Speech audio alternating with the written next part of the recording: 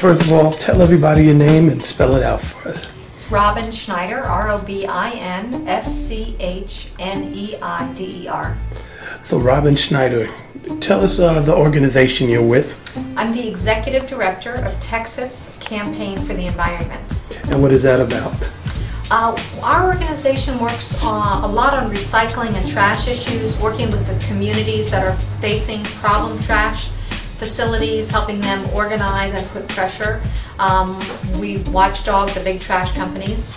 And then we're also involved in pushing for a lot of recycling programs, in particular making the manufacturers of products responsible for the end of life of those products. We focused a lot on computers and televisions and getting companies like Dell and Apple and Sony and Samsung to agree to take back their products for proper responsible recycling.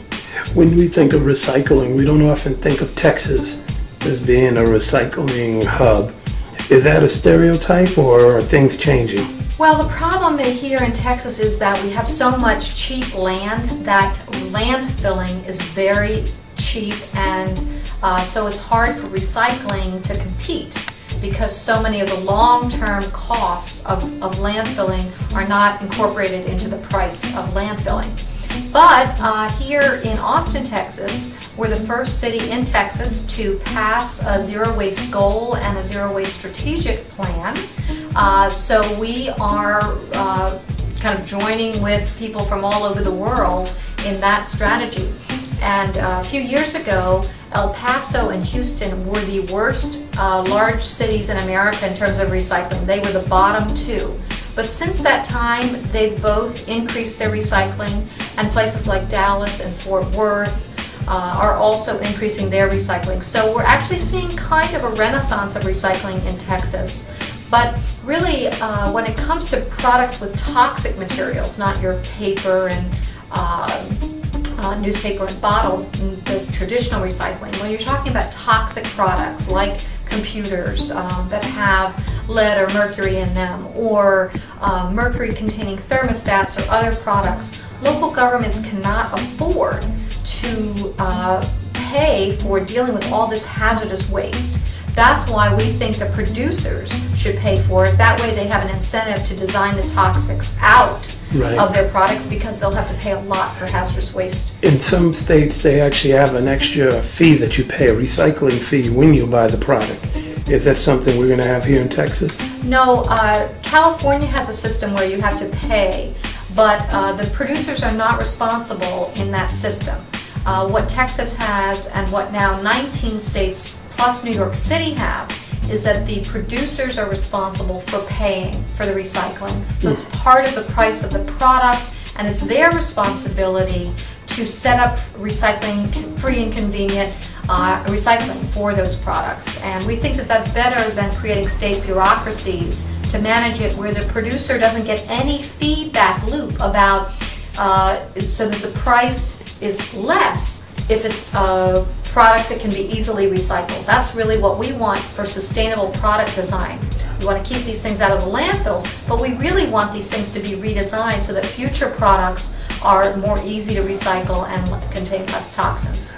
I was talking with the mayor, Bill White, of Houston, and he was kind of pumping out his chest and said that Houston had stepped it up, and they're now one of the leading places for the green economy.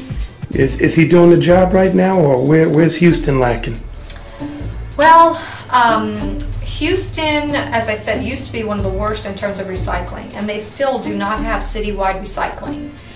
They have increased their pilot. They've also launched an interesting effort with a group called Recycle Bank, where if you, sometimes it's done on a neighborhood level, sometimes an individual household level, but if your, say, community does a lot of recycling, a lot of people put their recycling bins out, sometimes they even weigh it to see how much is being recycled, then you get gift certificates at stores, local stores or chain stores or both. You have your choices. So they are actually doing that along with a few other cities in North Texas, experimenting with Recycle Bank. When you provide those kinds of incentives to people, it usually does increase participation.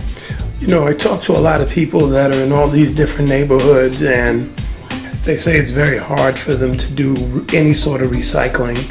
First of all, they live in communities that are next to trash dumps and all that anyway. The second thing is they don't get services that come on a regular to pick up things, and there doesn't seem to be any sort of programs or any sort of way for them to get rid of their junk very conveniently, other than just toss it out and let somebody else deal with it. How are we trying to change that here in Texas? Well, recycling is generally the responsibility of local governments, so it varies a lot from place to place. But here in Austin, for instance, we have a challenge because if you live in apartment complexes, unless they have 100 units or more, there's no requirement to provide recycling.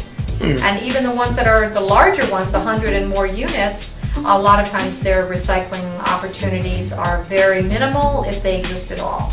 So here in Austin, we have a committee that's working to increase the recycling, so it's citywide for all kinds of multifamily units. Okay.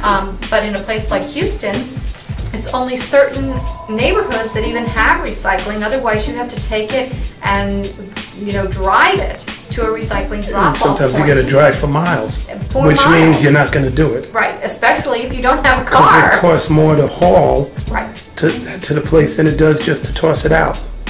Absolutely. In fact, a lot of places in Texas, they've had pickup of trash twice a week and recycling maybe once a week or every other week. So again, if you have those kinds of choices, a lot of people will just toss it in the trash bin. But we're starting to see a decrease in those kinds of inequities.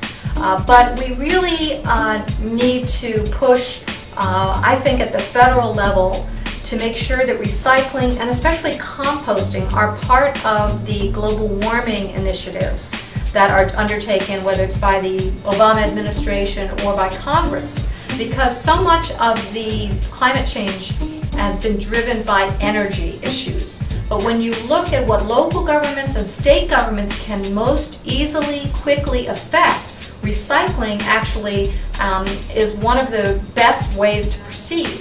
For instance, if you put organic material that can decompose, whether it's food scraps or yard trimmings or paper, when those organic materials decompose, they create methane. And in a 20-year time frame, methane is 75 times more dangerous to the climate than carbon is. So you can easily pass policies to say, okay, no more organics in the landfill, and instead to compost those materials, which can then become fertilizer for the, not fertilizer, but compost for the soil to replenish our soils. And so then we have better, that holds carbon into the soil as well, so you get that benefit as well. Unfortunately, the landfill companies instead have been successful so far in getting provisions in the state and local and federal policies that actually promote the landfilling of organics, because landfill gas, when they capture it, and they can only capture a small percentage of it, is counted as a renewable energy source. Are you serious? I am serious. It's in the climate change bill that passed the House. It's in the climate change bill that was introduced in the Senate. Instead, we should be pushing... So the landfill people have that much lobbying power? They have a lot of lobbying power, yes. And so when I've asked, well, Waste Management, why, will you support landfill bans? Oh, no, we want the organics in the landfill so we can capture the gas. But they capture very little of it. And it's very dangerous to our climate.